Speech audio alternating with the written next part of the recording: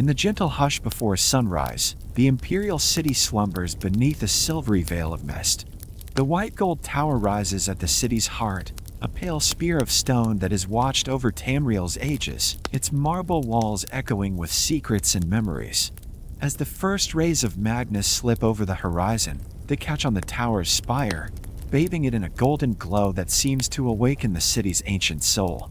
Within these storied halls, the Moth Priests begin their day, moving with quiet purpose through corridors lined with mosaics and tapestries that tell of emperors, heroes, and the shifting tides of fate. The air inside the tower is cool and fragrant, carrying the fate scent of beeswax and parchment. The halls are wide and filled with a gentle light that filters through stained glass, painting the marble floors in hues of rose and sapphire.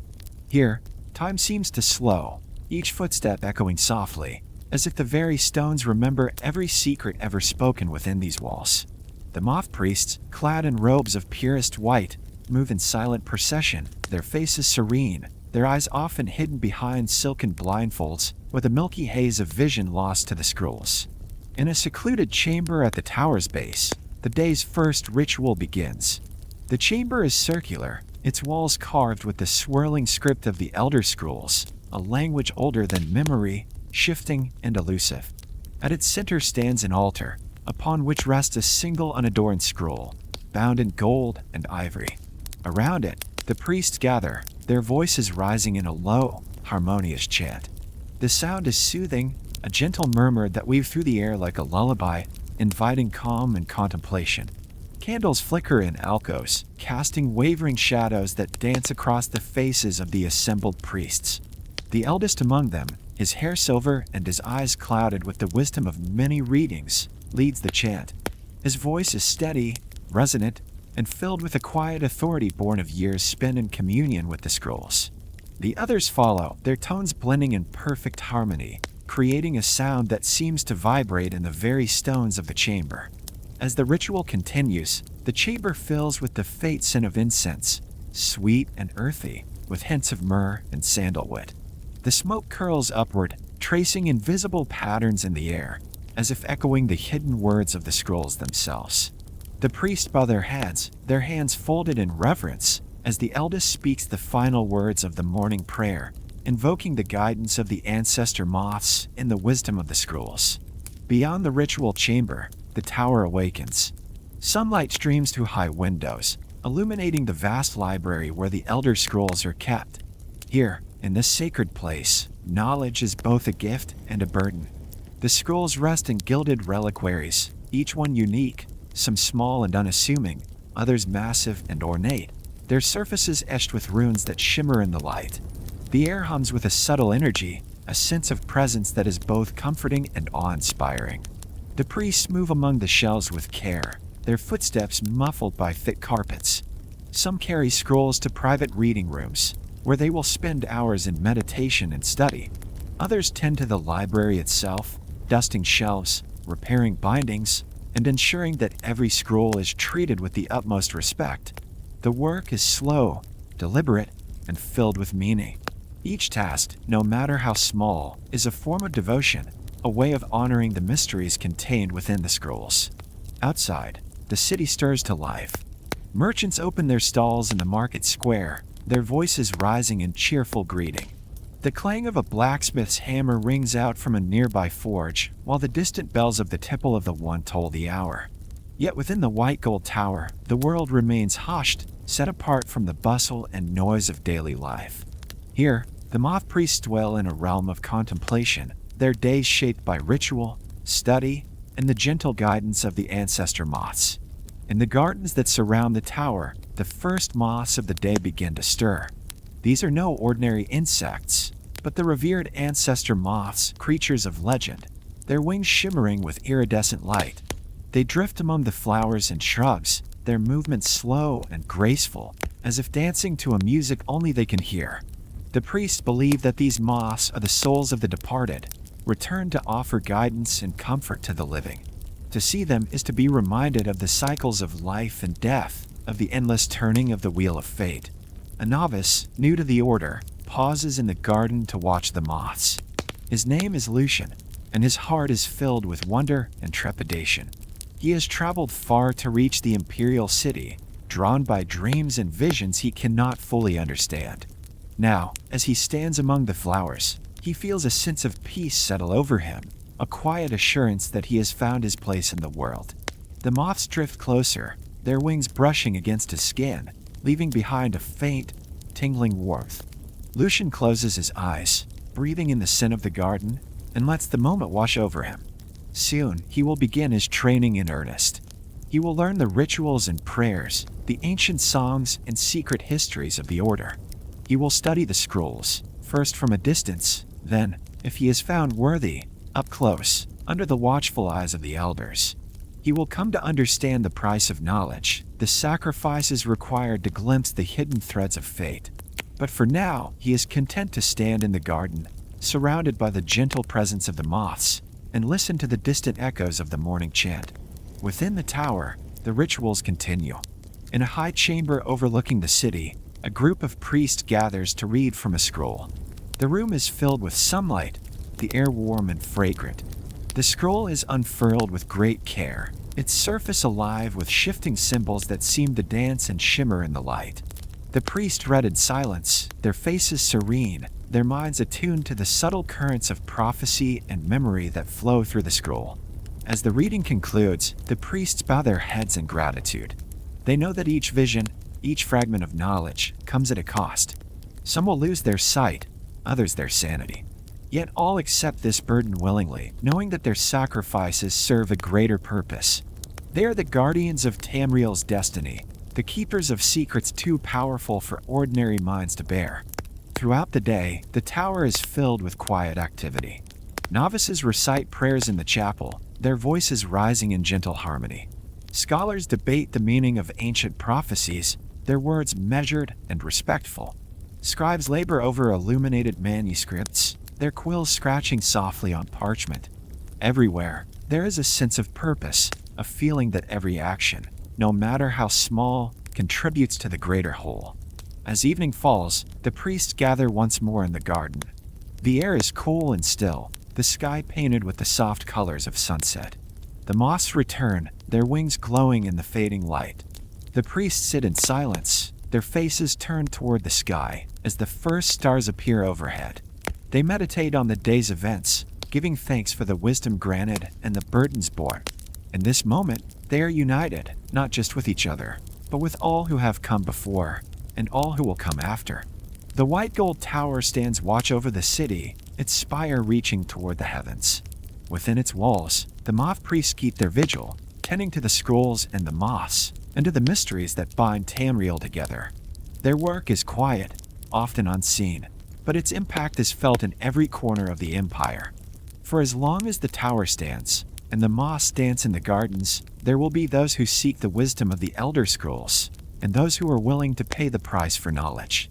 And so, as night falls over the Imperial City, the story of the Moth Priests continues, woven into the fabric of Tamriel, a gentle thread of light and hope, guiding the world through darkness and into the dawn.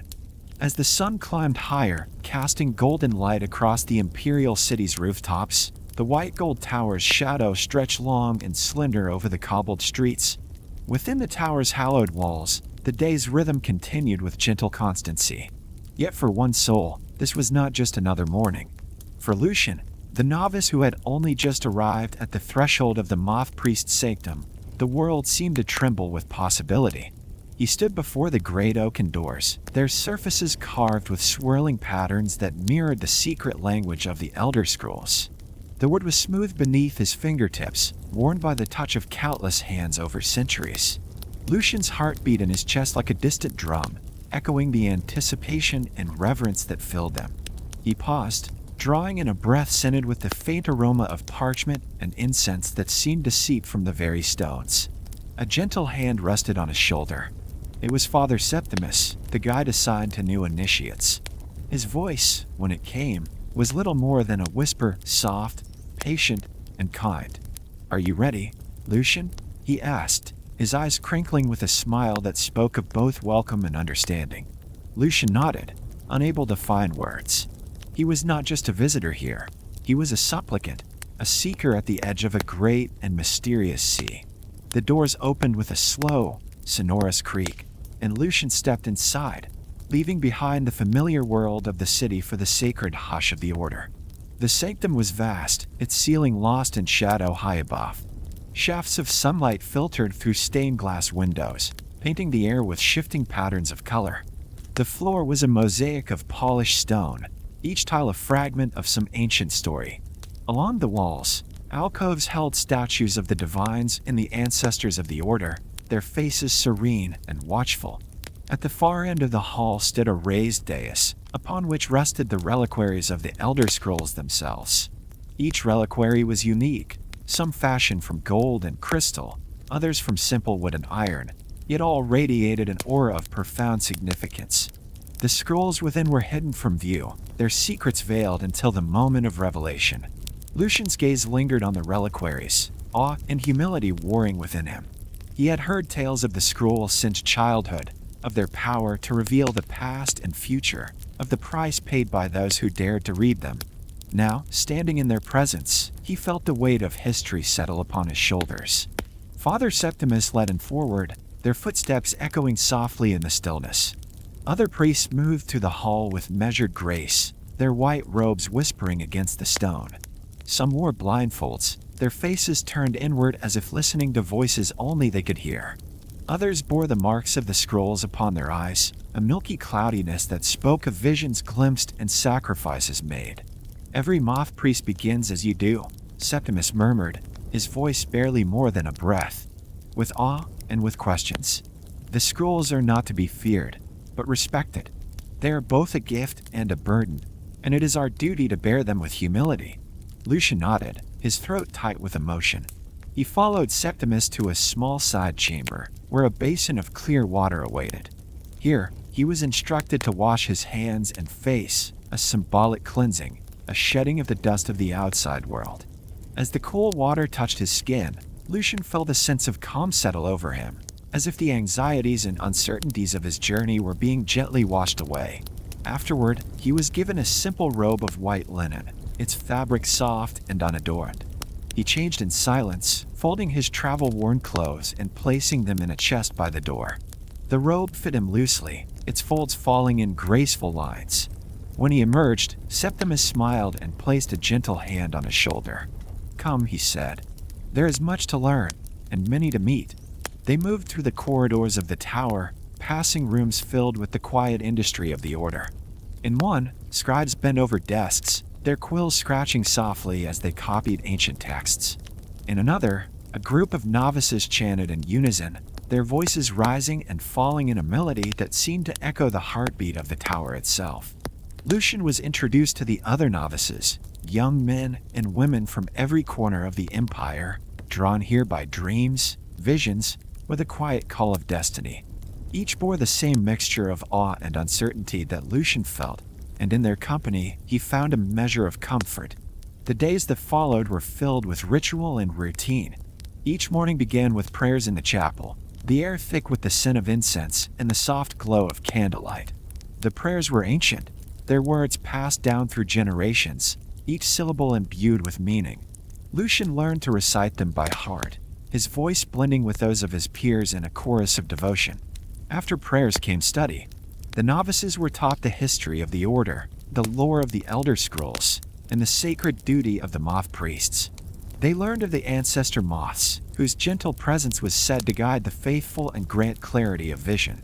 They studied the art of meditation, learning to quiet their minds and open themselves to the subtle currents of prophecy. Lucian proved a diligent student. He listened intently to the lessons, his mind hungry for knowledge. He spent long hours in the library, poring over dusty tomes and scrolls, his fingers tracing the elegant script of ancient texts. He asked questions, sometimes timidly, sometimes with growing confidence, and was met always with patience and kindness. Yet for all his diligence, Lucian could not shake a sense of longing, a desire to understand not just the rituals and teachings, but the heart of the Order itself. What was it, he wondered, that truly set the Moth Priests apart? Was it simply their knowledge of the scrolls, or something deeper, a way of seeing the world, of moving through it with grace and humility? One evening, as the sun dipped below the horizon and the city was bathed in the soft glow of twilight, Lucian found himself alone in the garden. The air was cool and fragrant, filled with the gentle hum of moss as they drifted among the flowers. He sat on a stone bench, his thoughts turning inward, seeking answers he could not yet name. As he sat, a figure approached, a priest whose eyes were clouded with the telltale mark of the scrolls. The priest moved with quiet assurance, his steps unhurried and graceful. He paused beside Lucian, offering a gentle smile. "May I join you?" he asked. Lucian nodded, grateful for the company. The priest sat beside him, folding his hands in his lap. "You are new here," the priest observed, his voice warm and gentle. "I remember what it was like to stand at the threshold of the unknown, to feel both awe and fear, hope and uncertainty." Lucian listened, sensing that the priest spoke not just to him, but to all who had ever walked this path. "The scrolls are mysteries," the priest continued. "They reveal, but they also conceal. They offer wisdom, but at a price. To serve them is to accept both the light and the shadow, the gift and the burden." He turned his clouded eyes toward Lucian, as if seeing him not with sight, but with something deeper. "But you are not alone. We walk this path together, guided by the moths and by the wisdom of those who came before. In time, you will find your place among us. For now, be patient. Trust in the journey and in yourself." Lucian felt a warmth blossom within him, a quiet reassurance that the road ahead was long and uncertain, he need not walk it alone. He thanked the priest, his voice soft with gratitude. As night fell, Lucian returned to his chamber, his heart lighter than before. He lay awake for a time, listening to the distant song of the moths, and let the gentle rhythm of the order's life lull him towards sleep. In his dreams, he saw the white gold tower rising above the city, its spire crowned with light, and knew that he had found a home among the keepers of the scrolls. Morning in the gardens of the white gold tower is a gentle affair, as if the world itself is reluctant to disturb the peace that lingers among the dew-dappled leaves. Here, the air is cool and fragrant, alive with the subtle music of fluttering wings.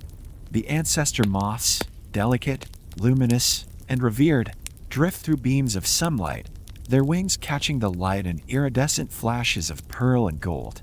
Among the winding paths and flowering shrubs, the Moth Priests gather, their white robes blending with the mist, their movements slow and reverent. Lucian follows Father Septimus along a flagstone path, his heart fluttering with anticipation. The garden feels both sacred and secret, a place set apart from the world's noise and haste. The novice's senses are heightened.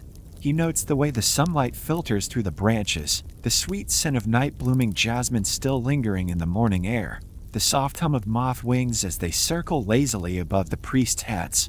At the garden's heart stands a low stone altar, ancient and worn smooth by centuries of gentle hands. Around it, the priests form a circle, their faces serene, their eyes, where visible, reflecting the calm of those who have surrendered themselves to something greater.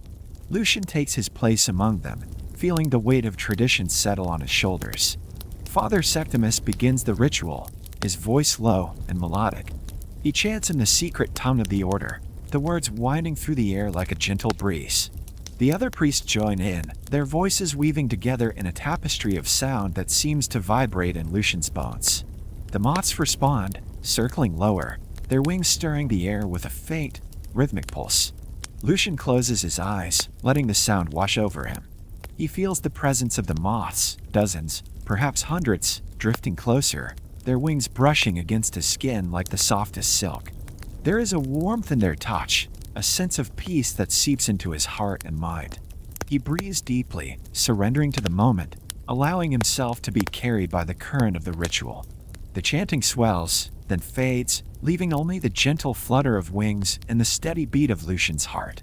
Father Septimus steps forward, carrying a shallow bowl filled with a shimmering, honey-colored liquid, the distilled essence of the Ancestor Moths, collected with care and reverence. One by one, the priests dip their fingers into the bowl, anointing their foreheads with the sacred nectar. When it is Lucian's turn, he feels the coolness of the liquid on his skin, followed by a sudden rush of clarity, a feeling as though a veil has been lifted from his mind. The ritual concludes with a moment of silence. The priests bow their heads, offering silent thanks to the moths and to the ancestors who watch over them. Lucian remains still, his eyes closed, his thoughts drifting like the moths themselves. He feels connected to the priest beside him, to the countless generations who have performed this ritual before, and to the gentle spirits of the moths that fill the garden with their light. When the priests disperse, Lucian lingers in the garden. He sits beneath a flowering tree, watching the moths as they dance in the sunlight. He feels changed subtly, but unmistakably. There is a new sense of calm within him, a quiet confidence that was not there before. He knows that the path ahead will not be easy, that the mysteries of the Elder Scrolls are vast and often perilous. But for now, he is content to sit in the garden, surrounded by the gentle presence of the moths, and let the peace of the ritual settle into his bones. As the day unfolds, Lucian carries the memory of the ritual with him. He moves to his studies and chores with a newfound grace, his mind clear and focused. The other novices notice the change, and some approach him with questions, eager to hear about his experience. Lucian shares what he can. The words feel inadequate to capture the depth of what he has felt. In the quiet hours of the afternoon, Father Septimus finds Lucian in the library, poring over a tome of ancient hymns. The elder priest sits beside him, his presence warm and reassuring. "You felt it, didn't you?" Septimus asks, his voice barely above a whisper. Lucian nods, unable to hide the wonder in his eyes. "The moths are our guides," Septimus says. "They carry the wisdom of the ancestors, the memory of all who have come before.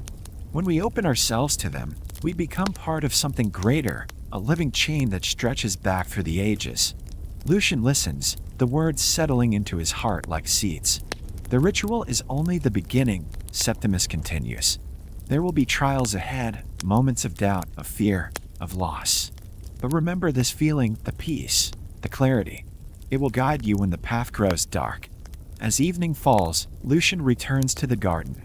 The moths are still there, their wings glowing softly in the twilight. He sits among them, breathing in the cool night air, and lets the memory of the ritual carry him into sleep.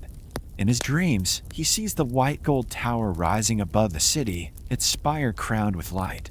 The moths swirl around him, their wings whispering secrets in a language he cannot yet understand. He feels no fear, only a deep, abiding peace, a sense that he is exactly where he is meant to be.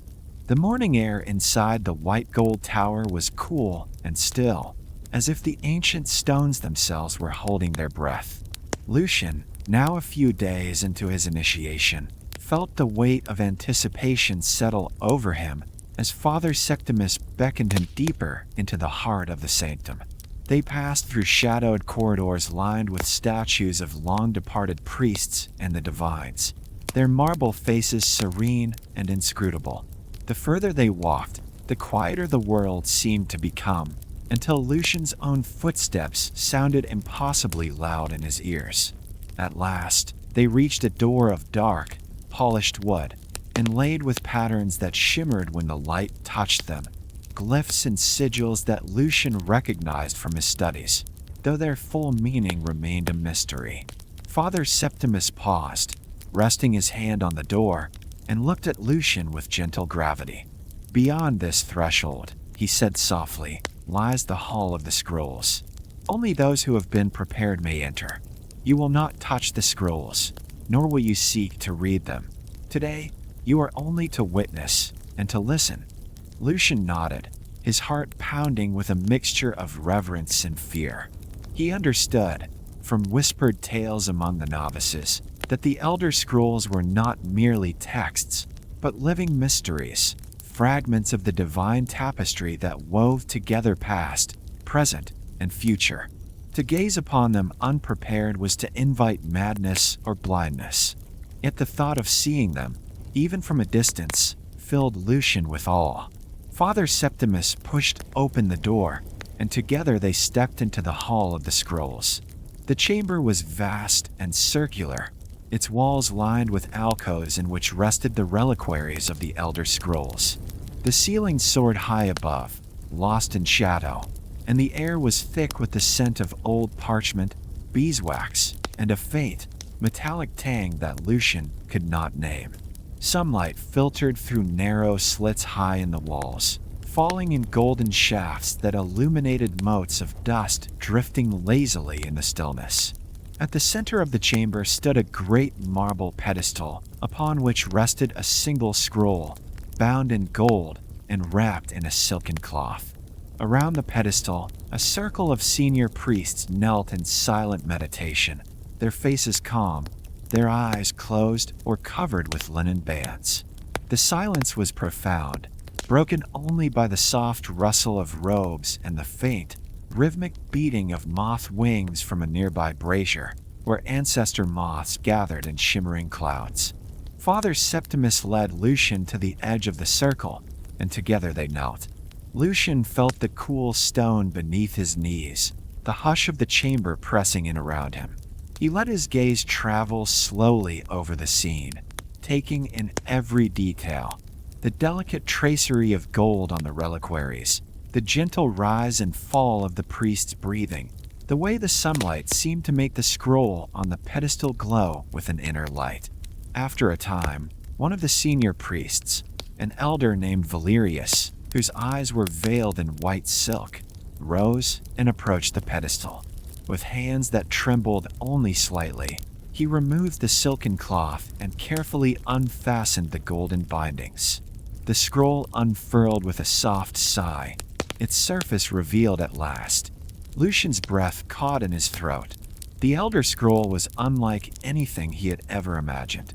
Its surface shimmered with a light that seemed to come from within, not merely reflecting the sun, but radiating a gentle, shifting glow. Symbols and letters danced across the parchment, their forms changing and flowing like water, never settling into a single shape. Some were familiar, fragments of the ancient language he had studied, but most were utterly alien, their meaning hidden behind layers of mystery. As Valerius gazed upon the scroll, the air in the chamber seemed to change. A subtle vibration, almost musical, thrummed through the stone, and Lucian felt it in his bones, a resonance that was at once exhilarating and terrifying. The other priests began to chant softly, their voices weaving together in a melody that seemed to echo the movement of the symbols on the scroll. Lucian closed his eyes, letting the sound wash over him. He felt as if he were floating, carried on a current of memory and prophecy that stretched back to the dawn of time. Images flickered at the edge of his awareness, visions of ancient battles, forgotten kings, and the endless turning of the wheel of fate.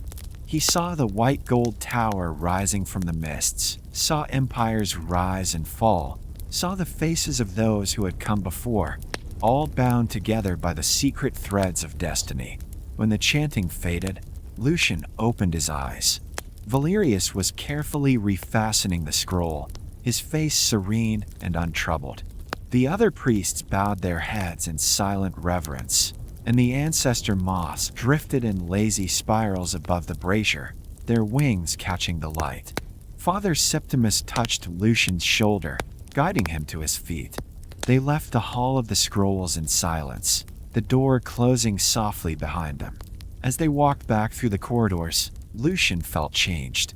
He had not touched the scroll, nor had he glimpsed its secrets, but he had felt its presence, a living, breathing mystery that pulsed at the heart of the order. He understood, now, why the priests spoke of the scrolls with such reverence, and why they accepted the sacrifices required to serve them. That night, as Lucian lay in his narrow bed, he dreamed of symbols dancing in the darkness, of moths swirling in golden light, and of a voice whispering secrets just beyond his understanding. He awoke before dawn, his heart full of wonder and humility, and knew that he would never forget his first glimpse of the Elder Scrolls. The days that followed Lucian's first glimpse of the Elder Scrolls were marked by a subtle shift in the air around him, a quiet reverence, a hush that seemed to settle over every step he took within the tower's sacred halls. The memory of the shimmering parchment and its living script lingered in his mind, haunting his thoughts in moments of solitude. Yet as Lucian continued his training, he began to notice something else, something that filled him with both awe and a gentle sorrow: the eyes of the senior priests. It was in the library, beneath the high, arched ceiling painted with scenes of ancient prophecy, that Lucian first truly understood the price that the Moth Priests paid for their wisdom. He watched as Elder Valerius, the same priest who had unfurled the scroll, moved with careful, deliberate steps along the rows of shelves.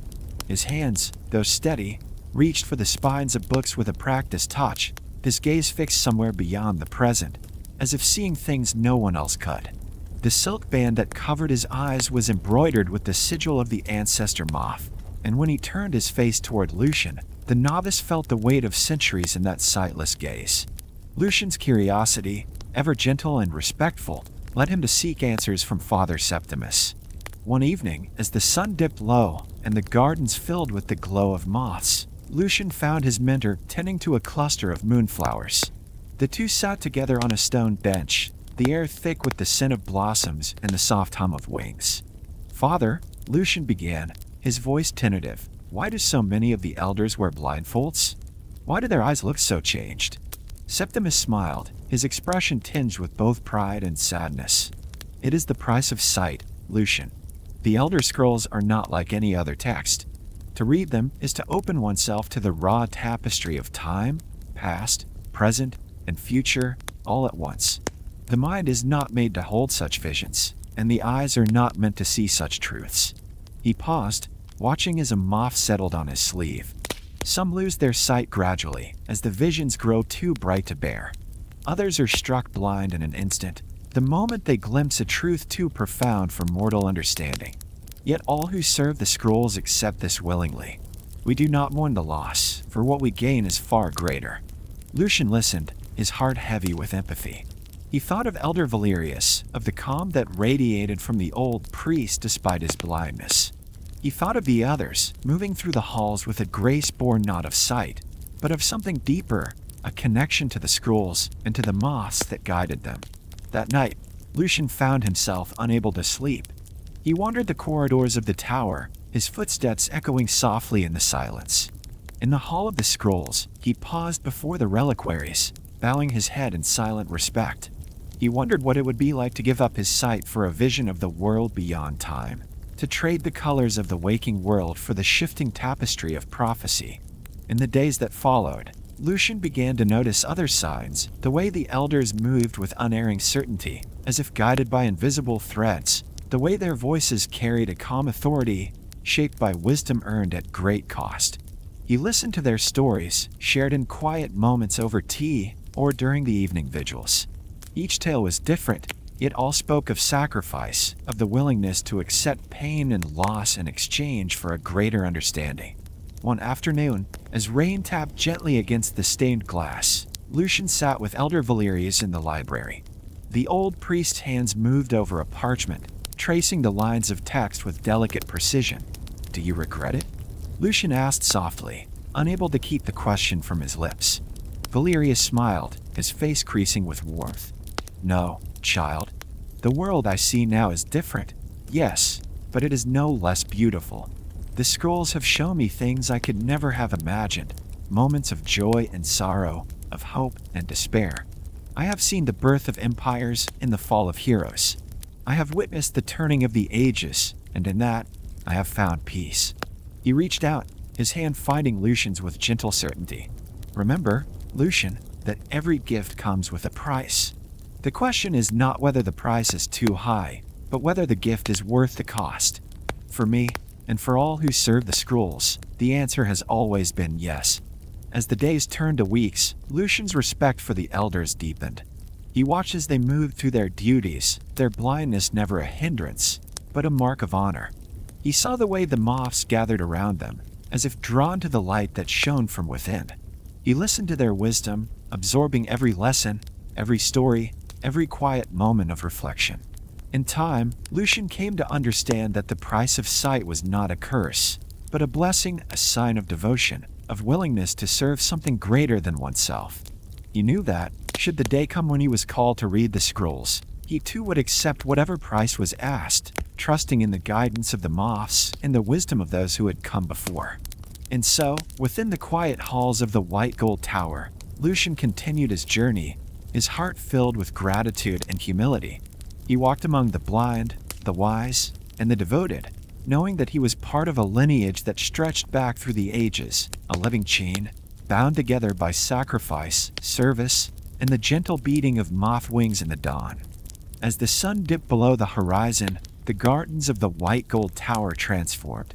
Where the day had been filled with the gentle bustle of priests and novices, the evening brought a hush, as if the very stones were holding their breath in anticipation. The air cooled, and the light softened, painting the marble columns and flowering shrubs in hues of lavender and rose. It was at this hour, when the world teetered between day and night, that the Ancestor Moths began their nightly dance. Lucian, now more attuned to the rhythms of the order, found himself drawn to the gardens each dusk. He moved quietly, careful not to disturb the delicate moths that gathered in ever greater numbers as the sky deepened to indigo. The moths were everywhere, clinging to the petals of moonflowers, drifting in slow spirals above the reflecting pools, and alighting on the white-robed shoulders of the priest who sat in silent meditation among the beds of night-blooming jasmine. Tonight, the Song of the Moths would be sung, a ritual older than the Empire itself, passed down from the earliest days of the Order. Lucian took his place among the gathered priests, his heart beating in time with the soft flutter of wings. The air was thick with the scent of blooming flowers and the faint, sweet musk of the moths. Somewhere nearby, a fountain burbled quietly, its sound mingling with the distant toll of the city's bells. Father Septimus sat at the center of the circle, his posture relaxed but dignified. He held a small lyre, its wood polished smooth by countless hands. The first notes he plucked were soft and tentative, like the first moths venturing out into the twilight. The melody was simple, yet it carried a weight of memory and longing that seemed to resonate in Lucian's bones. One by one, the other priests joined in, their voices rising in a gentle, wordless harmony. The song was not meant to be understood with the mind, but felt with the heart, a lullaby for the soul, a prayer woven into music. The moths responded, their movements growing more animated, as if the song called to something deep and ancient within them. They swirled above the circle, their wings catching the last rays of sunlight and scattering them like shards of moonlight. Lucian closed his eyes and let the song wash over him. He felt the boundaries between himself and the world begin to blur, as if he were dissolving into the music and the night. Memories surfaced, some his own, some that felt older, as if borrowed from the moths or the priests beside him. He saw flashes of distant lands, forgotten faces, moments of joy and sorrow all woven together in the endless tapestry of time. The song built slowly, layer upon layer, until it filled the garden with a shimmering presence. Lucian felt tears prick his eyes, though he could not have said why. The music was both a comfort and a longing, a reminder of all that had been lost and all that might yet be found. He thought of the elders who had given their sight for the scrolls, of the novices who came seeking wisdom, of the moths who carried the memories of the dead on their fragile wings. As the final notes faded into silence, the moths settled gently on the priest's shoulders and outstretched hands. The garden was still, the only sound the soft sigh of the evening breeze. Lucian opened his eyes and found that the world seemed brighter, more alive. The colors of the flowers were richer, the scent of the air sweeter, the touch of the moths on his skin a gentle benediction. Father Septimus spoke softly, his voice barely more than a whisper. The moths remember all that we have forgotten. Their song is the song of memory, of hope, of sorrow and joy. When we sing with them, we join our voices to theirs, and for a moment, we are part of something greater than ourselves. Lucian nodded, feeling the truth of those words settle deep within him. He understood now why the Song of the Moths was so important, not just as a ritual, but as a way of binding the order together, of connecting each priest to the others, to the moths, and to the endless river of time. As the night deepened, the priests rose one by one and drifted back toward the tower, their movements slow and peaceful. Lucian lingered in the garden, watching the last of the moths as they danced in the moonlight. He felt a quiet joy, a sense of belonging that he had never known before. In the days that followed, Lucian carried the memory of the song with him. In moments of doubt or fear, he would close his eyes and recall the melody, letting it soothe his heart and steady his mind. He knew now that the path of the Moth Priest was not an easy one, but it was a path filled with beauty, with meaning, and with the gentle guidance of the moths who watched over them all. The days after the Song of the Moths passed in gentle rhythm, each marked by the steady routines of study, meditation, and the quiet tending of the tower's sacred spaces. Yet beneath the surface calm, Lucian sensed a deeper current, a silent awareness that every prayer, every ritual, was part of something vast and unfathomable. The Elder Scrolls, he realized, were not merely objects of reverence, but living threads woven through the fate of Tamriel itself. One rain-washed afternoon, as the city's distant bells tolled the hour, Lucian found himself summoned to a small, candlelit chamber deep within the tower. The walls were lined with shelves heavy with ancient tomes and scrolls, their bindings cracked and worn by centuries of careful hands. At the chamber's heart, seated at a low table, was Elder Valerius. The old priest, blindfolded eyes turned toward Lucian as he entered, and his voice, when it came, was gentle and grave. "Sit with me, Lucian," Valerius invited, motioning to the cushion beside him. "There is a story I wish you to hear, a tale that all who would serve the scrolls must know." Lucian obeyed, folding his legs beneath him. The candlelight flickered, casting long shadows that danced across the walls. Valerius's hands rested on the table, fingers lightly tracing the grain of the wood as he began to speak. "Many years ago, before your feet first touched these halls, there was a time of great peril for the Empire. Shadows gathered on every border, and whispers of calamity drifted through the hearts of kings and commoners alike. The Elder Scrolls, as is their nature, grew restless, visions came more frequently, and with greater urgency. It fell to one among us, a priest named Marcius, to seek the truth within the scrolls." Valerius's voice softened, carrying the weight of memory. Marcius was wise and devout, beloved by all.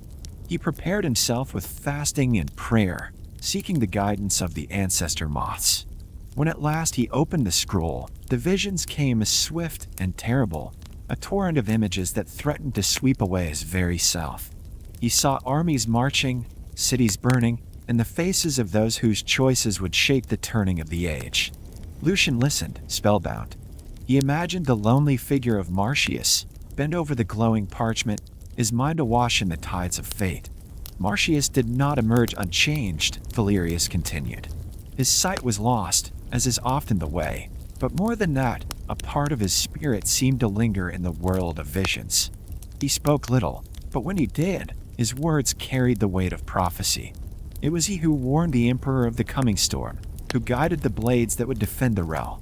The Empire was saved, but Marcius himself grew ever more distant, his mind drifting between the present and the endless possibilities glimpsed in the scroll.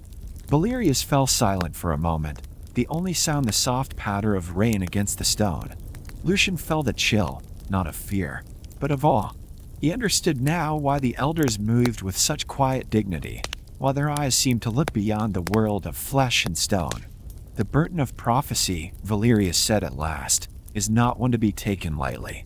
The scrolls reveal much, but they also demand much in return. Those who serve them must be prepared to give of themselves, sometimes more than they ever imagined.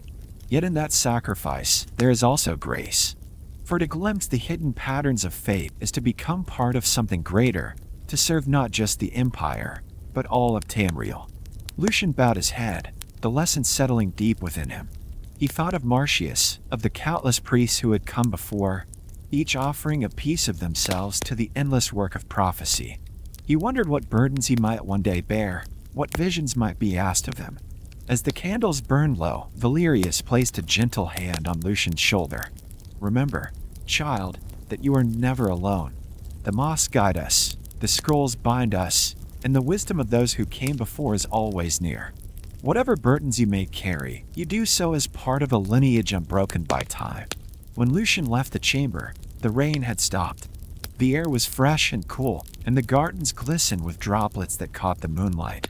He walked among the moths, their wings brushing his skin, and felt the quiet strength of the order within him. The burden of prophecy was heavy, he knew, but it was also a gift, a thread connecting him to the past, the future, and the gentle, eternal dance of the Ancestor Moths. The rain had faded into a gentle mist, leaving the stones of the white gold towers slick and shining. Lucian, guided by the soft glow of lanterns, made his way through a corridor he had not yet explored. The walls here were lined not with the familiar mosaics of divines and emperors, but with shelves upon shelves of ancient tomes and scrolls, their bindings cracked and faded by the passage of centuries. The air was thick with the scent of old parchment and beeswax, and the silence was so deep it seemed to hum in Lucian's ears. This was the Library of Forgotten Names, a place spoken of in whispers among the novices, a sanctuary of memory, where the secrets of the past were kept safe from the eroding touch of time. Here, the Moth Priests recorded the prophecies and visions revealed by the Elder Scrolls, as well as the names and deeds of those who had served the Order before them. It was said that to walk among these shells was to walk in the shadow of history itself, to feel the weight of countless lives woven together by fate. Lucian paused at the threshold, his heart fluttering with reverence. He stepped inside, the door closing softly behind him, and let his gaze wander over the endless rows of books and scrolls. Some were marked with elaborate sigils, their covers inlaid with gold and silver. Others were plain and unadorned, their secrets hidden within.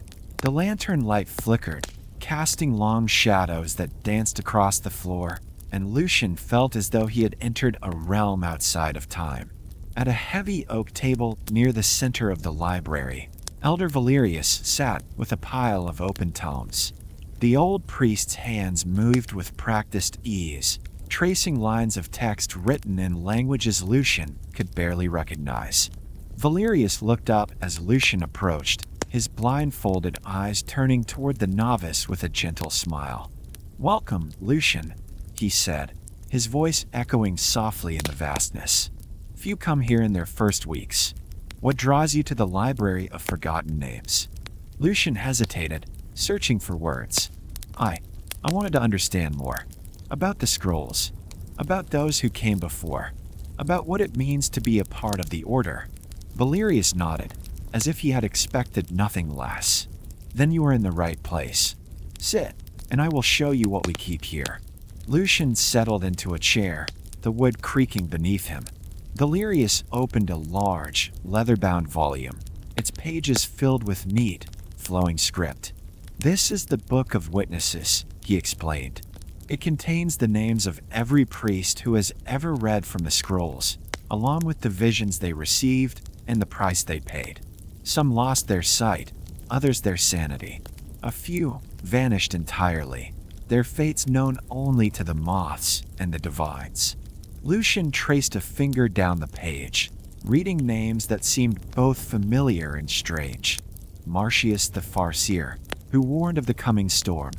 Livia the Silent, who spoke only in riddles after her reading. Cassian the Lost, whose final vision was never recorded. Each entry was a fragment of a larger story, a thread in the tapestry of the Order. Valerius turned to another book, this one smaller and bound in faded blue cloth. "Here are the prophecies," he said. "Some have come to pass, others remain mysteries. The scrolls speak in riddles and symbols, their meanings often hidden until the time is right. It is our duty to record them faithfully, to preserve the words even when we do not understand them." Lucian read a passage aloud, his voice trembling. "When the moon is swallowed by shadow, and the dragon's breath scorches the sky, a child of no name shall rise from the ashes, bearing the weight of forgotten kings." He looked up at Valerius, who smiled gently. "That prophecy was written 3 centuries ago. Some believe it foretold the coming of the Dragonborn. Others say its meaning is yet to be revealed. The scrolls do not give answers. They offer possibilities, glimpses of what might be." The hours slipped by as Lucian explored the library, guided by Valerius's patient wisdom. He discovered tales of lost emperors and vanished heroes, of wars averted and disasters foretold. He read of the subtle hand of the Moth Priests, shaping the course of history from the shadows, their influence felt in every corner of the empire. Yet for every story recorded, there were countless others left untold. Names faded from memory, deeds forgotten by all but the moths. Lucian felt a deep humility as he realized the vastness of the Order's legacy and the smallness of his own place within it. He understood now why the priests spoke of service and sacrifice, of the need to preserve the past even as they looked to the future. As the night deepened and the lanterns burned low, Lucian closed the last book and sat in silence, listening to the soft rustle of moth wings in the rafters above. He felt the presence of those who had come before, their wisdom and courage, a quiet strength that would guide him in the days to come. When he finally left the library, the sky was pale with the first light of dawn. Lucian walked the silent halls of the tower, his heart filled with gratitude and awe. He knew that he was part of something greater than himself, a living chain of memory, bound together by the gentle hands of the Moth Priests and the silent song of the Ancestor Moths. Night in the white gold tower brought with it a hush deeper than silence, a living stillness that seemed to settle over every stone and corridor, as if the tower itself had slipped into a gentle dream. Lucian, restless after his hours in the Library of Forgotten Names, found himself wandering the camellit halls, drawn by a quiet longing he could not name. The moon hung low and full beyond the stained glass windows, casting shifting patterns of silver and blue across the marble floors. Somewhere in the distance, the faint song of a night bird drifted through the air, mingling with the soft flutter of moth wings that lingered even in the tower's uppermost reaches. Lucian's footsteps were muffled by thick carpets, and he moved as if in a trance, guided by instinct more than intention. He passed the chapel, where a few priests knelt in silent prayer, their white robes glowing in the candlelight. He paused for a moment, watching the gentle rise and fall of their shoulders, the serenity etched into their faces. There was a peace here, a sense of belonging that Lucian felt but could not yet fully claim as his own. Drawn onward, he wandered through corridors lined with ancient tapestries, depictions of emperors crowned by moths, of priests reading from glowing scrolls, of moths ascending in spirals toward the stars. The images seemed to shimmer in the half-light, their stories whispering at the edge of Lucian's awareness. At last, he came to a small alcove overlooking the gardens. The moonlight spilled through an open window, pulling on the stone ledge where an elder priest sat, his back straight, his hands folded in his lap. Lucian recognized him as Elder Cassian, a man whose eyes had long ago been claimed by the scrolls, leaving his gaze milky and unfocused. Yet there was nothing uncertain in the way Cassian sat, his presence as steady as the ancient stones themselves. Lucian hesitated, then approached quietly. Cassian turned his head, a faint smile touching his lips. "You walk the night, young one," he said, his voice low and kind. "Do you seek answers, or simply solace?" Lucian considered the question, then sat beside the elder, letting the cool night air wash over him. "Perhaps both," he admitted. "There is so much I do not understand. Sometimes it feels as if the more I learn, the less I know." Cassian nodded, his blind eyes fixed on some distant point beyond the window. "That is the way of wisdom, Lucian. The scrolls do not give us certainty. They offer glimpses, possibilities, warnings, and hope. We are not meant to know all things, only to bear witness and to guide where we can." They sat together in companionable silence, listening to the soft sounds of the night.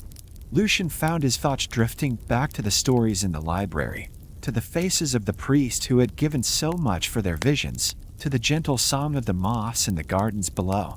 After a time, Cassian spoke again. "There is a story I would share with you, if you wish. A parable passed down from the earliest days of the Order." Lucian nodded, eager for the elder's wisdom.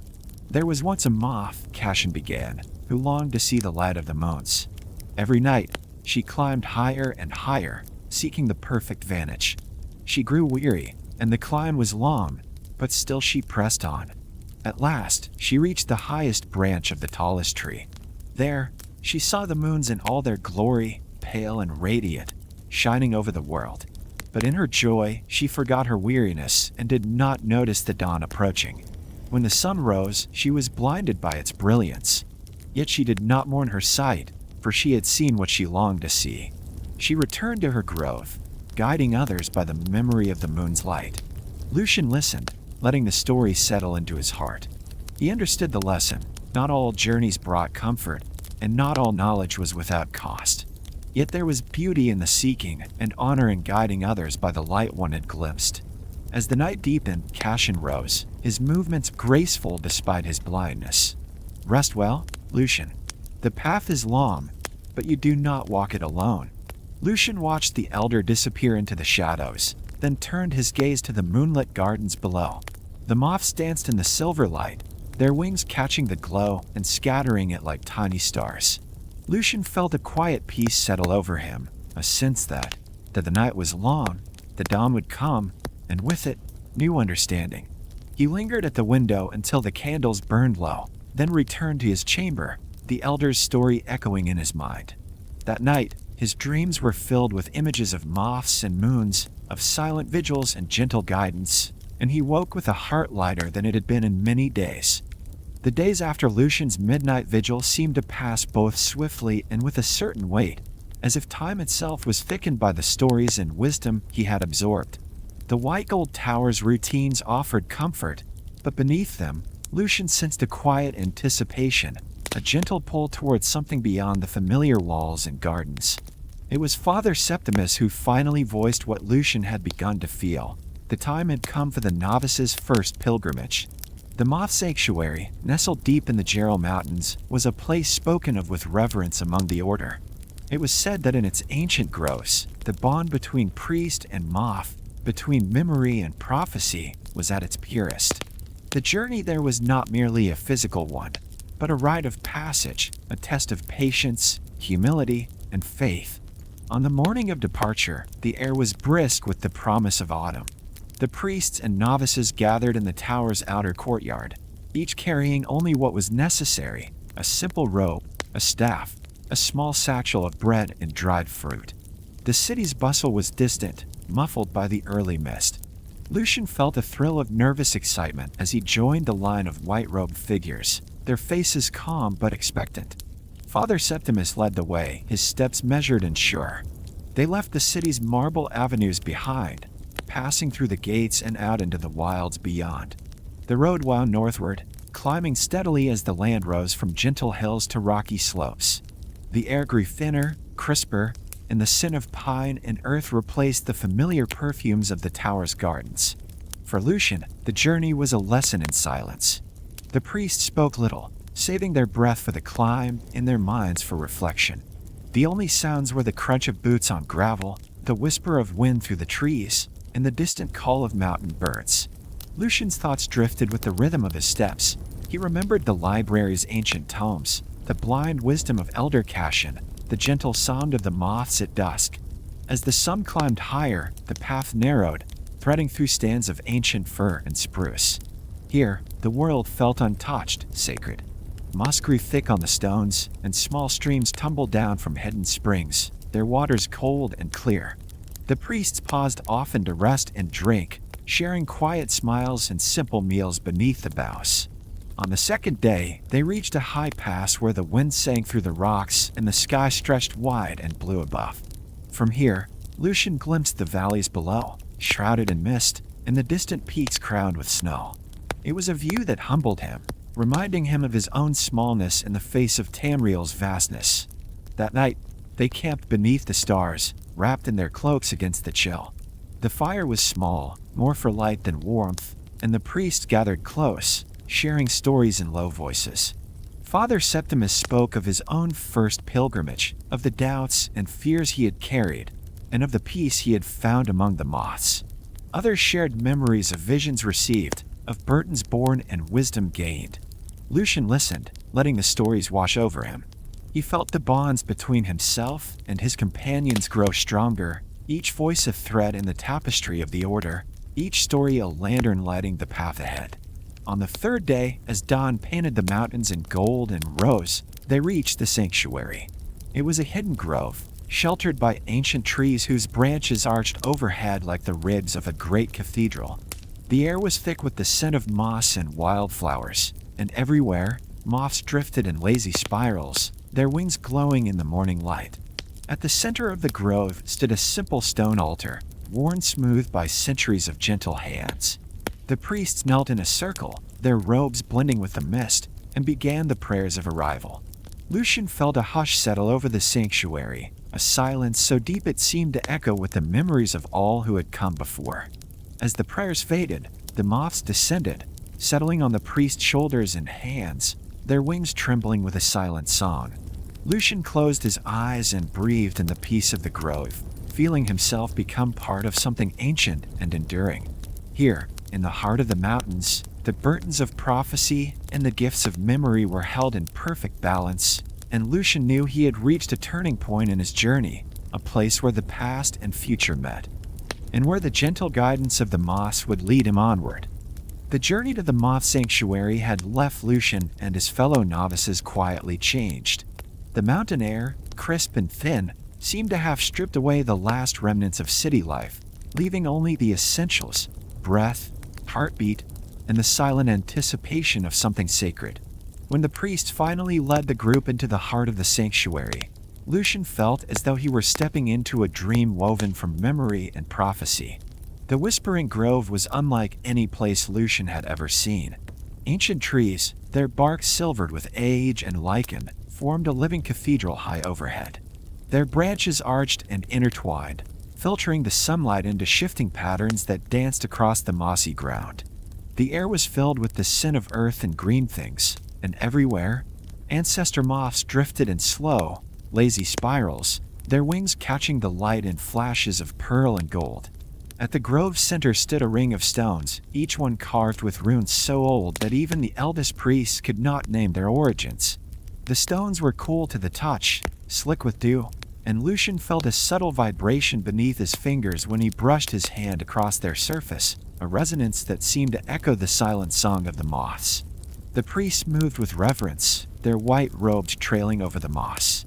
Father Septimus led the group in a slow procession around the circle, chanting in the old tongue. The words, though unfamiliar, resonated deep within Lucian's chest, stirring memories he could not place. It was as if the very air was alive with voices, soft, wordless whispers that rose and fell with the wind. When the chanting faded, the priests and novices settled onto the ground, sitting in a wide circle around the stones. The silence that followed was profound, broken only by the gentle flutter of moth wings and the distant call of a mountain bird. Lucian closed his eyes and listened, letting the quiet seep into his bones. It was then that he heard it, a whisper, so faint he thought at first it was only the wind. But as he listened, the sound grew clearer, a chorus of voices, layered and distant, speaking not in words but in impressions and memories. He saw flashes of faces, glimpses of ancient rituals, the rise and fall of empires, and the endless turning of the wheel of fate. He felt the presence of those who had come before, priests and novices, emperors and beggars, all bound together by the gentle guidance of the moths. The experience was overwhelming, yet strangely comforting. Lucian felt himself dissolve into the moment, becoming part of the grove, the moths, the stones, and the endless river of memory that flowed through them all. He lost track of time, his thoughts drifting like leaves on a stream. When he opened his eyes, the light had shifted, painting the grove in shades of gold and green. The other priests sat in quiet contemplation, their faces serene. Father Septimus smiled at Lucian, as if he knew exactly what the novice had experienced. "The grove remembers," Septimus said softly. "All who come here leave a part of themselves behind, and in return, they receive the wisdom of those who came before. The moths are our guides, but the grove is our memory." As dusk fell, the priest rose and began to prepare for the evening ceremony. Lucian lingered by the stones, tracing the ancient runes with his fingers. He felt changed, lighter, somehow, as if the burdens of doubt and fear had been lifted from his shoulders. He understood now why the pilgrimage was so important, why the order returned to this place generation after generation. In the Whispering Grove, Lucian had found not only the voices of the past, but his own place within the endless story of the Moth Priests. He knew that whatever trials lay ahead, he would face them with the strength of those who had walked this path before him, and with the gentle guidance of the moths who watched over them all. As dusk settled over the Whispering Grove, the air grew heavy with anticipation. The moths, so lively in the golden light, now drifted in slow, hypnotic spirals above the ring of ancient stones. Shadows lengthened, and the world seemed to hush, as if the very trees were holding their breath in reverence for what was to come. Lucian, seated among the other novices and priests, felt the weight of centuries pressing gently upon his shoulders, a sensation not a burden, but a belonging. Father Septimus moved to the center of the grove, his white robes luminous in the fading light. In his hands, he carried a shallow bowl carved from the heartwood of a tree said to have grown in the earliest days of the order. The bowl held a clear, shimmering liquid, a rare distillation of nectar collected from the Ancestor Moths themselves, gathered only at the height of their yearly migration. It was this elixir, the priest whispered, that bridged the gap between memory and prophecy, between the living and the dead. The gathered priests began to chant, their voices rising in a slow, harmonious cadence that seemed to vibrate in Lucian's bones. The words were old, older than the Empire, older perhaps than the very stones of the growth. Their meaning was not entirely clear, even to the elders, but the power of the ritual lay not in understanding, but in surrender. Lucian let the sound wash over him, feeling his breath and heartbeat slow until he was perfectly still. One by one, the priests approached Father Septimus, dipping their fingers into the shimmering liquid and anointing their foreheads. When Lucian's turn came, he knelt before the elder, bowing his head in humility. The cool touch of the elixir on his skin sent a shiver through him, and for a moment, the world seemed to tilt and blur. He closed his eyes, surrendering to the sensation.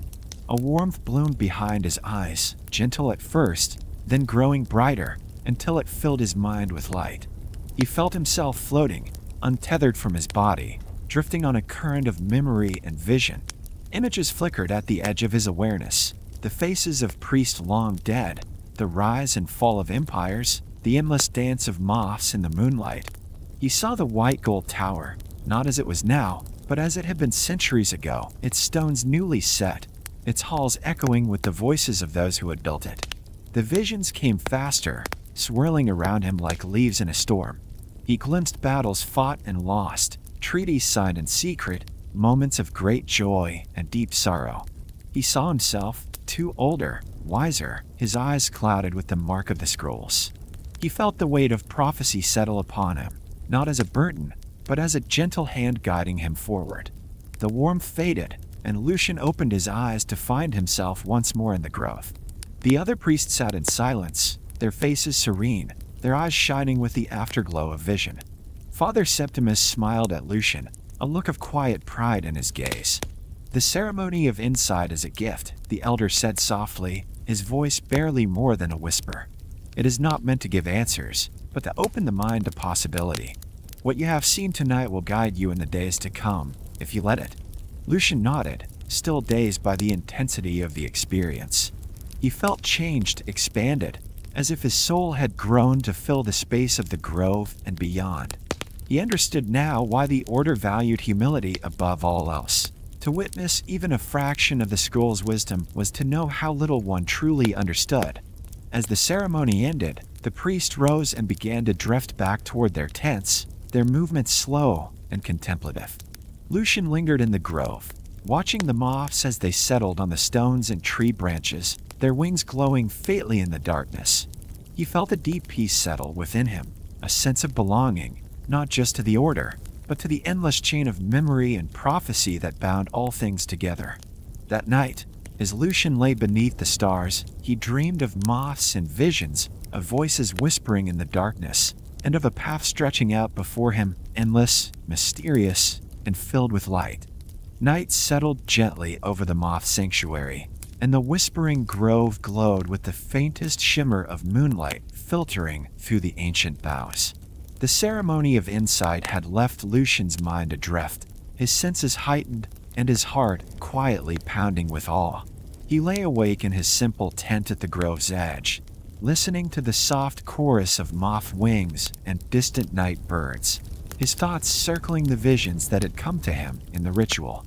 Unable to sleep, Lucian rose and slipped from his tent, careful not to disturb the others. The air was cool and fragrant with moss and wildflowers.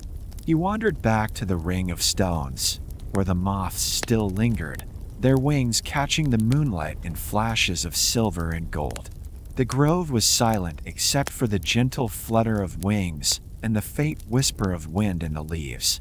Lucian sat at the base of the largest stone, closed his eyes, and let his mind drift. The warmth from the ceremony still glowed behind his eyes, and soon, the visions returned, clearer now, as if the moths themselves were guiding him deeper into memory. He saw flashes of ancient Tamriel, the white gold tower rising from the mists of a younger world, its stones pristine and new. The first Moth Priests, their robes simple and their faces alight with wonder, gathering in secret to read the scrolls by candlelight. He saw the founding of the Order, the forging of the first reliquaries, and the careful recording of the earliest prophecies in ink that glimmered with the dust of crushed moth wings.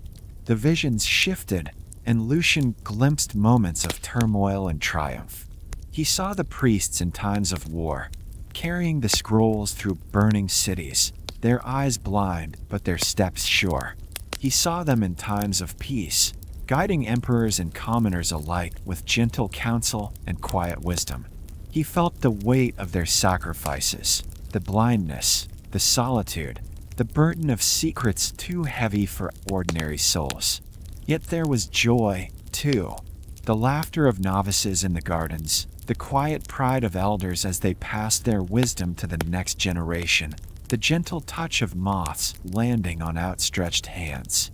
Lucian felt himself swept up in the endless cycle of service and renewal, the living chain that bound each priest to those who had come before and those who would follow. The moths circled closer, and the visions deepened.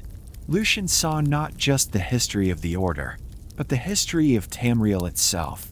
Battles and treaties, the rise and fall of empires, the slow turning of the wheel of fate. He glimpsed the faces of heroes and villains, of kings and beggars, all woven together by the subtle influence of prophecy. He saw the scrolls themselves, their symbols shifting and shimmering, their meanings layered and infinite. As the night wore on, the visions softened, fading into a gentle sense of peace. Lucian opened his eyes to find the grove bathed in the pale light of dawn, the moths still drifting in slow spirals above the stones. He felt changed, older, somehow, though only a single night had passed. The memories of ages lingered within him, a quiet strength that would guide him in the days to come. He rose, brushed the dew from his robe, and returned to the camp.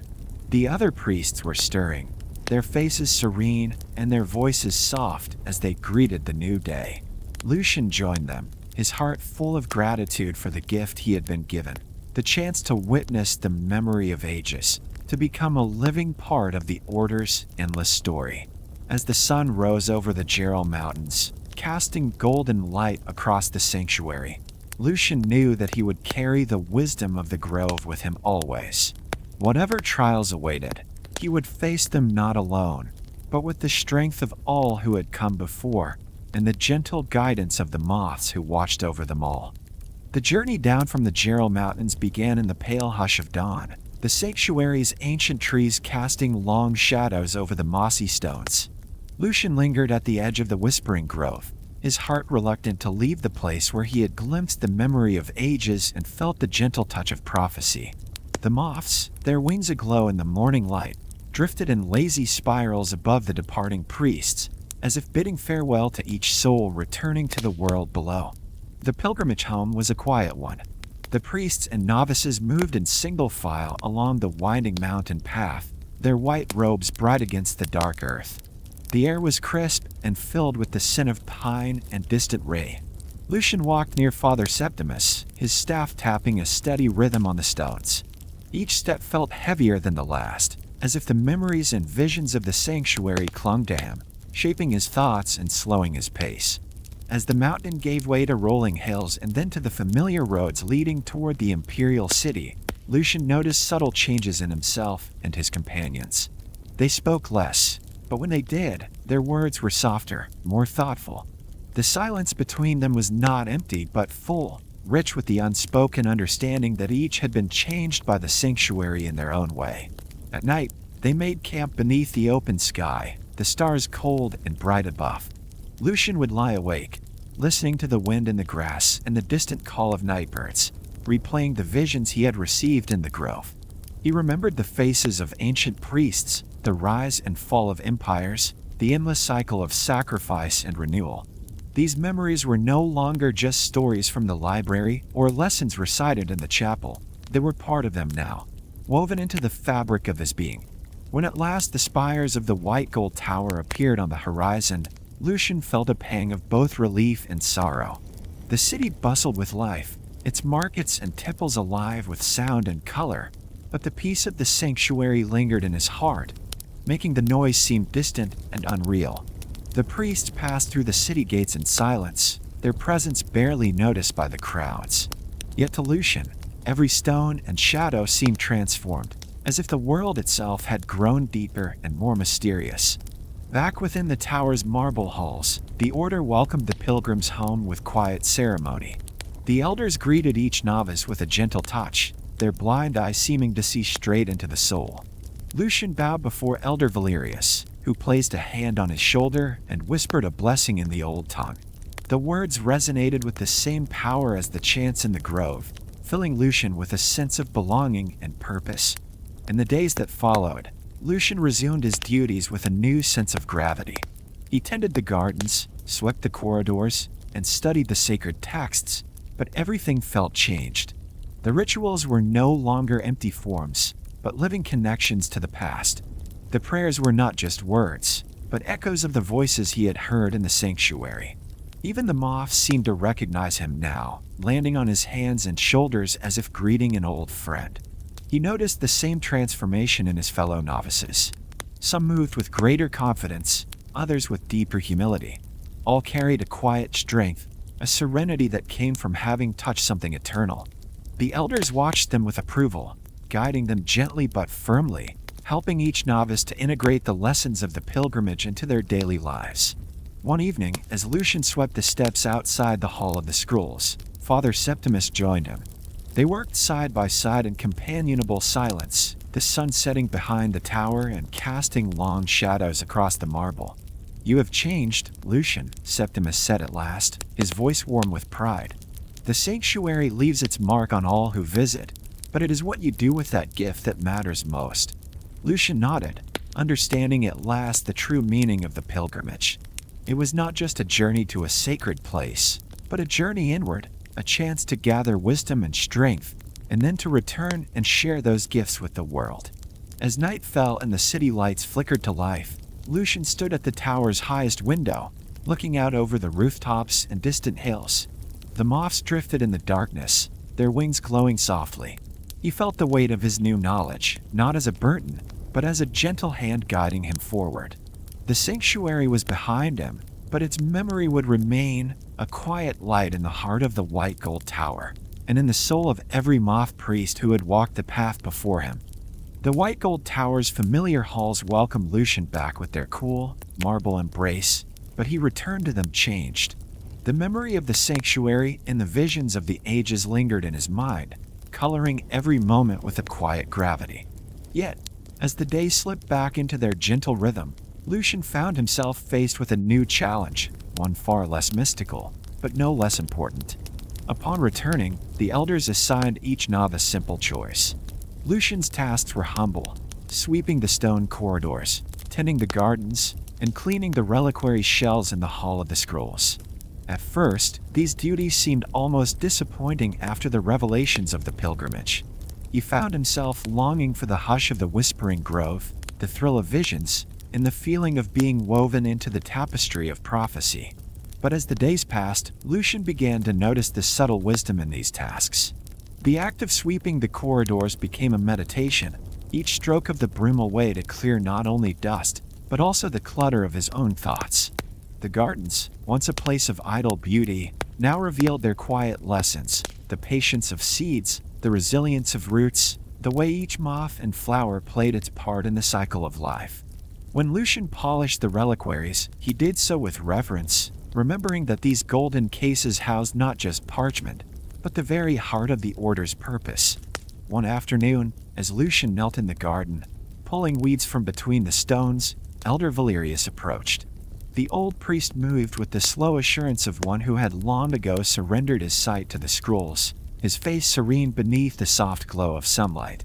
"You work with care, Lucian," Valerius observed, settling onto a nearby bench. "Tell me, what do you see in these simple labors?" Lucian hesitated, brushing soil from his hands. "At first, I thought them unimportant, but now, I see that every task, no matter how small, is part of something greater. The order depends on these quiet acts.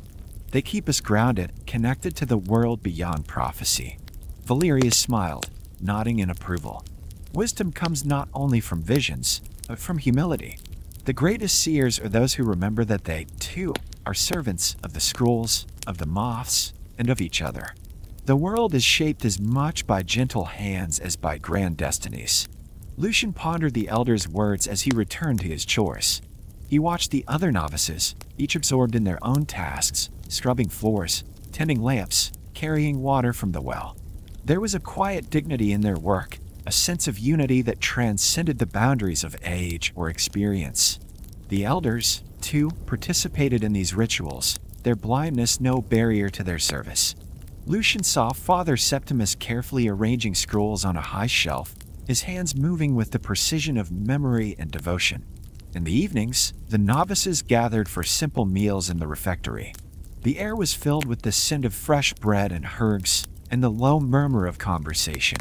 Lucian found himself listening more than speaking, absorbing the stories and laughter of his companions. He learned that humility was not a posture, but a practice, a way of seeing the world that honored both the sacred and the mundane. One night, as Lucian walked the moonlit corridors, he paused before the Hall of the Scrolls. The door was closed, but he could sense the presence of the reliquaries within, their secrets resting in darkness.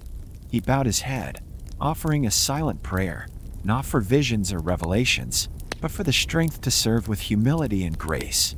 The day settled into a peaceful rhythm. Lucian's hands grew callous from work, but his heart grew lighter. He discovered joy in small things, the song of a lark at dawn, the feel of cool water on his skin, the gentle weight of a moth landing on his sleeve. He realized that the wisdom of the order was not found only in the grandeur of prophecy, but in the quiet acts of care that sustained the community. As the season turned, Lucian felt himself growing, not just in knowledge, but in spirit. He understood now that true greatness was not measured by the visions one received, but by the willingness to serve without pride. The lesson of humility, learned in the gardens and corridors of the White Gold Tower, became the foundation upon which all other wisdom rested. And so, Lucian continued his journey, not as a seeker of glory, but as a humble servant of the scrolls, the moths, and the endless, interwoven story of Tamriel. The days after Lucian's lesson in humility unfolded with a gentle rhythm. The White Gold Tower, with its endless corridors and sunlit courtyards, felt less like a monument and more like a living sanctuary, a place where every echo, every fluttering moth, seemed to carry a message. Lucian moved through his chores with a new sense of purpose, finding meaning in the smallest actions. Yet, beneath his calm exterior, questions lingered about the future, about his place in the order, about the visions that sometimes flickered at the edge of his dreams. It was during one quiet afternoon, as rain tapped softly against the high windows, that Lucian received an unexpected summons. Elder Valerius, the revered blind seer of the order, had invited him for tea in the library. Lucian felt a flutter of nerves as he made his way through the labyrinth of shelves, the scent of old parchment and beeswax thick in the air. He found Valerius seated at a small table, his posture relaxed, his clouded eyes turned toward the window where the rain traced silver lines across the glass. A delicate porcelain pot steamed between them, and 2 cups waited, one already filled, the other empty. Valerius gestured for Lucian to sit. "Thank you for coming, Lucian," the elder said, his voice gentle and warm. "It is a rare gift to share quiet moments in a world so often filled with noise." Lucian poured the tea, hands steady despite his anticipation. The silence between them was comfortable, filled with the soft patter of rain and the distant flutter of moth wings in the rafters above. For a time, they simply sat, sipping the fragrant brute and letting the world slow around them. At last, Valerius spoke. You have seen much in your short time with us. The sanctuary, the visions, the burdens of prophecy. Yet I sense you carry questions, uncertainties that weigh upon your spirit. Lucian hesitated, then nodded. I do. Sometimes I wonder if I am truly meant for this path. The visions, they are beautiful, but also overwhelming. I fear the day I might lose my sight or my mind to the scrolls. How do you bear it, Elder? How do you find peace in the face of so much uncertainty? Valerius smiled, the lines around his eyes deepening. Peace is not the absence of fear, Lucian. It is the willingness to accept that fear, to sit with it, and to let it become a teacher rather than a tyrant. The scrolls do not demand certainty. They ask only for humility and trust. He set his cup aside and folded his hands in his lap. When I first lost my sight, I grieved. I mourned the world of color and form, the faces of those I loved. But in time, I learned to see in new ways, to listen to the voices of the past, to feel the presence of the moths, to trust the gentle guidance that comes not from the eyes, but from the heart. Lucian listened, the elder's words settling over him like a warm blanket. He realized that Valerius's blindness was not a loss, but a transformation, a doorway to a different kind of vision. The future is never certain, Valerius continued, and the scrolls themselves are but glimpses, possibilities, not promises. Our task is not to control fate, but to bear witness, to offer guidance where we can, and to accept that some mysteries are meant to remain unsolved. He reached out, his hand finding Lucian's with gentle certainty. You are not alone, Lucian. The Order is a living chain, each of us a link forged by service and sacrifice. When you feel lost, remember the moths. They do not question the wind or the darkness. They simply follow the light, trusting that it will lead them home. The rain eased, and a shaft of sunlight broke through the clouds, illuminating the library in a golden glow. The moths stirred, their wings catching the light in iridescent flashes. Lucian felt a quiet peace settle within him, a sense that, whatever the future held, he would face it with courage and humility. As he rose to leave, Valerius offered a final blessing. Go gently, Lucian. Trust in the journey, and let the moths guide your steps. The answers you seek will come not all at once, but in their own time, like dawn breaking over the mountains. Lucian bowed in gratitude, his heart lighter than it had been in many days. He stepped into the corridor, the elder's counsel echoing in his mind, and felt the gentle presence of the moths guiding him onward, one small soul in the endless, luminous dance of memory and prophecy. The days after Lucian's counsel with Elder Valerius passed in a gentle hush, each one marked by the slow return of routine and the subtle deepening of his spirit. The white gold tower, with its marble halls and sunlit gardens, seemed to breathe with a quiet anticipation, as if the very stones sensed a change in the air. The moths, too, were restless, gathering in greater numbers at dusk, their wings shimmering with an unusual intensity.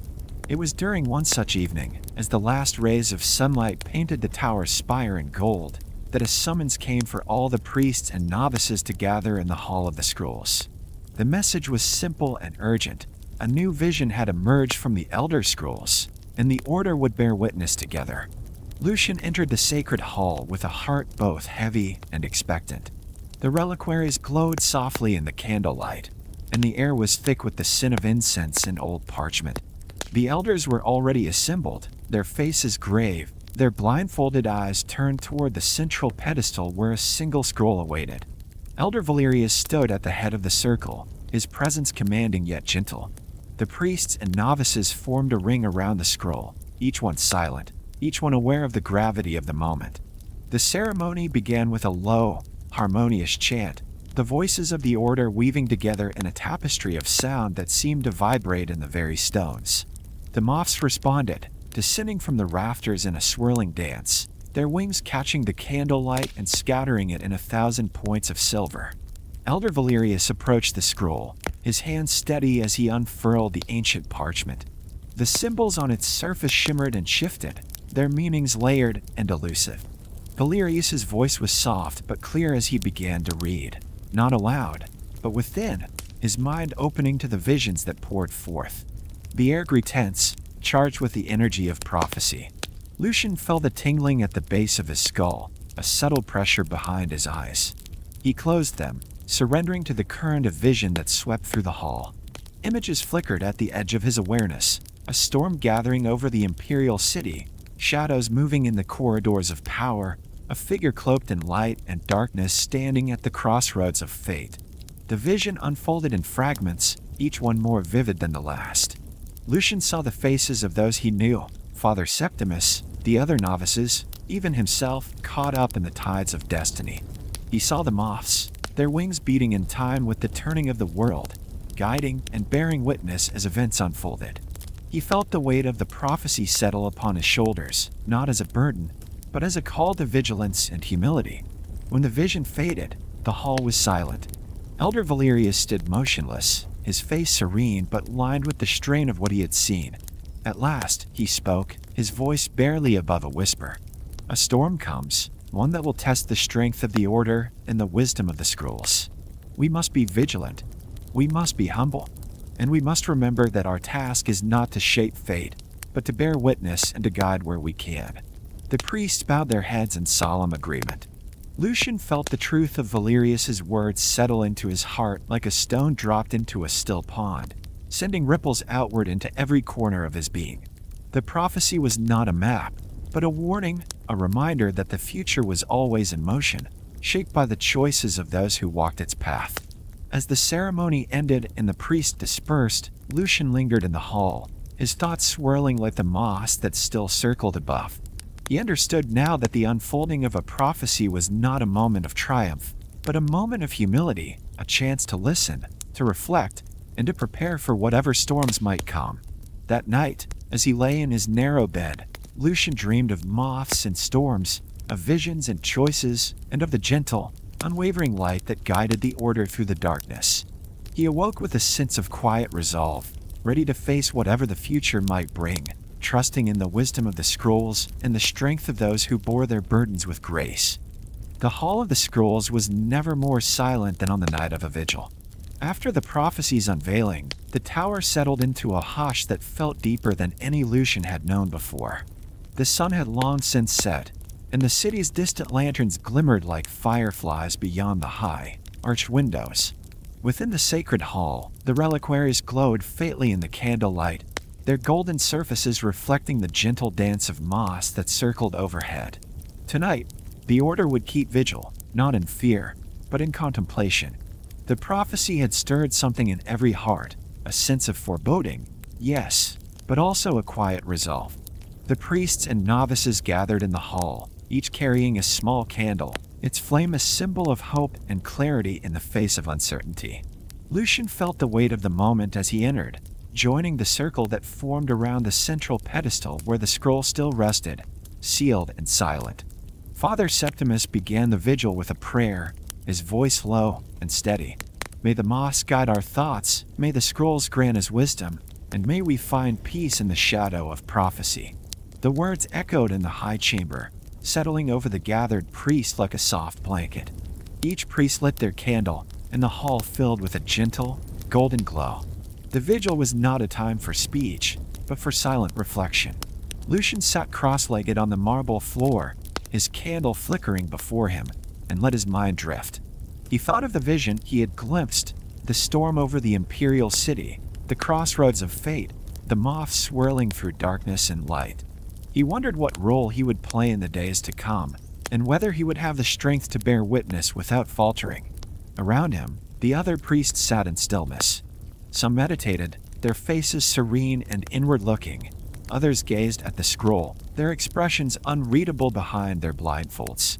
The moths continued their slow, spiraling dance, their wings catching the candlelight and scattering it in shifting patterns across the walls and ceiling.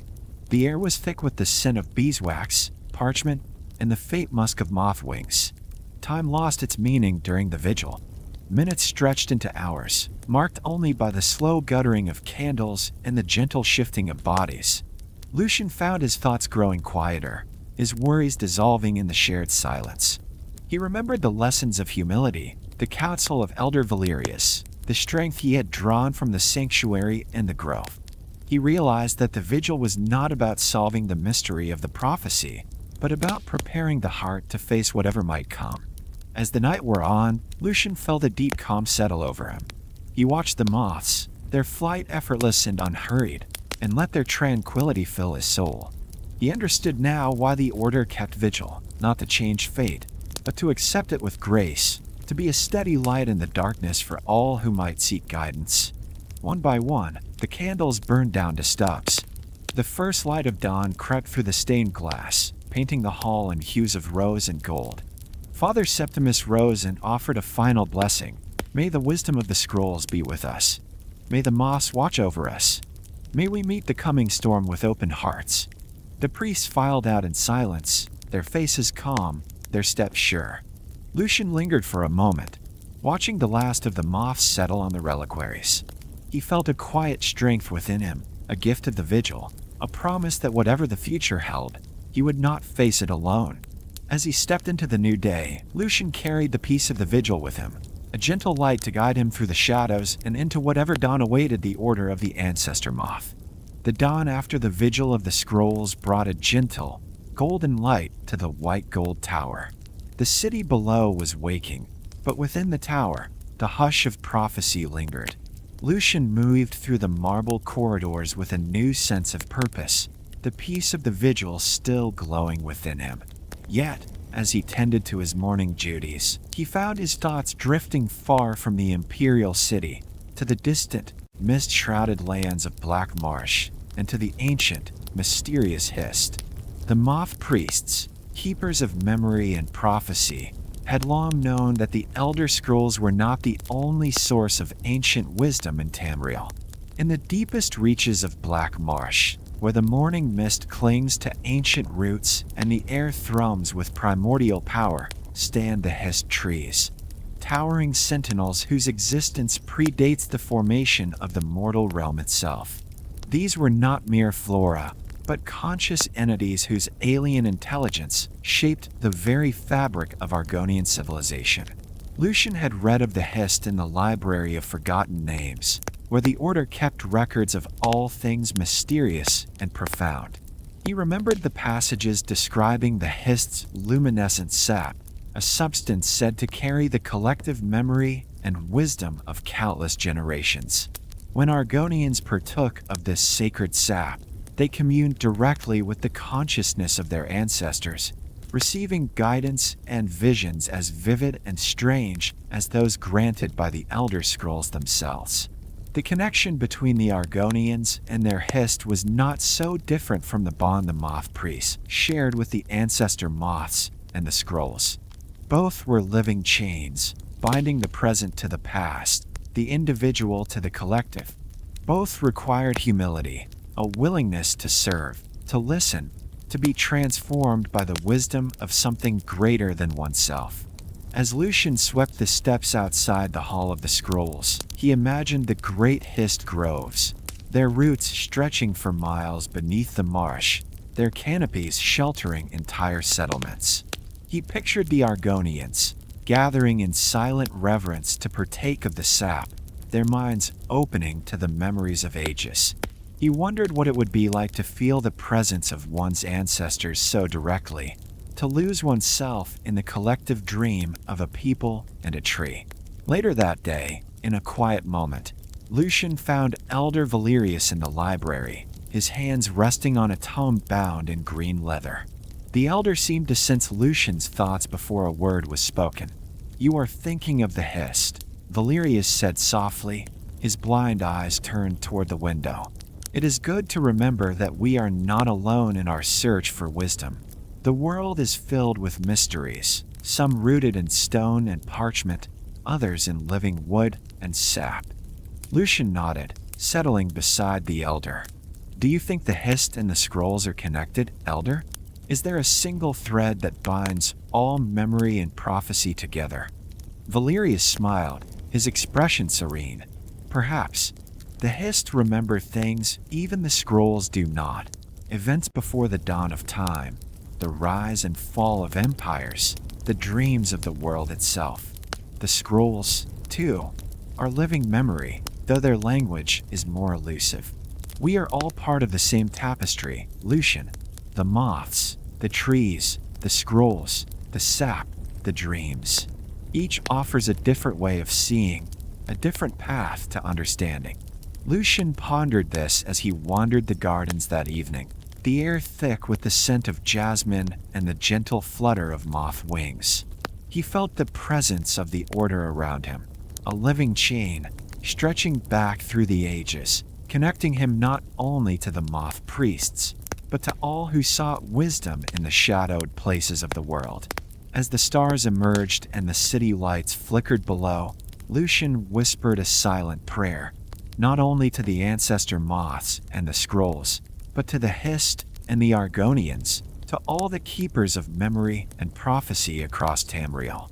He understood now that wisdom was not the property of any one order or race, but a gift shared by all who listened, who served, who remembered. And so, as the night deepened, Lucian felt a gentle peace settle over him, a sense that, whatever storms might come, he would face them with humility, guided by the light of the moths, the wisdom of the scrolls, and the memory of the Hist, woven together in the endless dance of Tamriel's living story. In the days following the vigil, Lucian found his thoughts returning again and again to the mysteries of memory and prophecy, not only as they were kept by the Moth Priests, but as they lived in the world beyond the white gold tower. One evening, as the sun set in a haze of gold and lavender, Lucian sat in the Order's library, poring over a heavy tome bound in green leather. Its pages, filled with careful script and faded sketches, spoke of a place far removed from the marble halls of the Imperial City, the shadowed, primordial wilds of Black Marsh. There, in the deepest reaches of the swamps where the morning mist clings to ancient roots and the very air thrums with primordial power, stand the Hist trees, towering sentinels whose existence predates the formation of the mortal realm itself. These are not mere flora, the text explained, but conscious entities whose alien intelligence has shaped the very fabric of Argonian civilization for millennia beyond counting. The relationship between the Argonians and their Hist is so profound that neither can truly exist without the other. Lucian read of how the Hist emerged from the primordial chaos before the Dawn Era, when time itself was malleable and the boundaries between dream and reality were fluid. These ancient trees witnessed the creation of Mundus, standing as silent observers as the Edra sacrificed their divine essence to forge the mortal plane. Unlike the spirits who would become man, mare, or beast folk, the Hist chose a path of patient observation and careful cultivation. The descriptions of the Hist's physical form were as awe-inspiring as their history. Towering hundreds of feet, their trunks sometimes 30 feet in diameter, their bark scaled and reminiscent of Argonian hide, the Hist roots stretched for miles beneath the marsh, connecting trees across vast distances. Their canopies could shelter entire settlements, filtering sunlight into shifting, dappled patterns on the forest floor. Most remarkable of all was the sap, a luminescent, ethereal blue-green liquid, more than tree blood, an elixir of memory and consciousness. When Argonians partook of this sacred sap, they did not simply consume a liquid. They communed directly with the collective consciousness of their people, receiving guidance from intelligences that had watched empires rise and fall. Lucian marveled at the idea, a communion so deep that it shaped not only the mind, but the very form and fate of each Argonian. The sap awakened dormant minds, expanded neural pathways, and even rewrote the body's code, transforming simple marsh lizards into thinking, feeling beings. The text described how this transformation continued throughout an Argonian's life. Young Argonians received measured doses of sap that guided their development, determining whether they would become warriors, scouts, or laborers. The Hist's influence extended to the very structure of Argonian society. Every settlement was built around a Hist tree, which served as a source of wisdom, a meeting place, and a center of spiritual power. The trees communicated through dreams and visions, their language one of emotion and impression rather than words. Lucian paused, closing his eyes, and imagined the sacred groves of Black Marsh.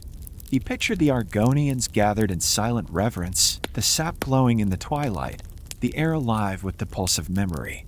He understood, in a new way, how the Moth Priests and the Argonians were kindred, both keepers of memory, both shaped by the wisdom of something older and greater than themselves. The book went on to describe the final joining, the moment when a dying Argonian's consciousness returned to the Hist, merging with the collective memory. Witnesses spoke of a faint luminescence rising from the body, drifting toward the nearest grove, no matter the distance. For the Argonians, death was not an ending, but a transformation, a return to the roots, a gift of experience to the great tree of memory. Lucian reflected on the differences between the Hist and the Elder Scrolls. The scrolls offered glimpses of possible futures, fragments of the past, and riddles that could drive a reader to blindness or madness. The Hist, by contrast, offered a living, continuous memory, a guidance that shaped not just prophecy, but the very bodies and souls of their people. Yet both were living chains, binding individuals to something eternal, something that remembered, that guided, that endured. He read on, learning of Black Marsh's vast, inhospitable wilds, the tidal flats and salt marshes, the labyrinthine mangrove forests, the endless swamps where the water table rose and fell with the seasons. He read of the Hist groves, clustered at river headwaters and along major waterways, shaping not only the land but the people who lived there. The groves altered the local environment, creating microclimates and supporting unique plant and animal life, some beautiful, some deadly. Lucian's heart filled with wonder at the resilience of the Argonians, whose lives were shaped by the Hist's will and by the land itself. He thought of the Moth Priests, their own lives shaped by ritual and sacrifice, by the gentle guidance of the Ancestor Moths and the dangerous wisdom of the scrolls. He saw, in both, the same lesson, that true wisdom was found not in dominance or conquest, but in listening and service, in the willingness to be changed by something greater. That night, as Lucian stood at his window and watched the moths swirl in the moonlight, he whispered a prayer for the Argonians and their Hist, for the Moth Priests and their scrolls, for all who sought wisdom in the shadows of ancient trees in the flicker of prophecy. He felt the deep roots of memory stretching beneath him, binding all of Tamriel in a web of story and song, and he knew that wherever his path might lead, he would walk it with humility and with hope.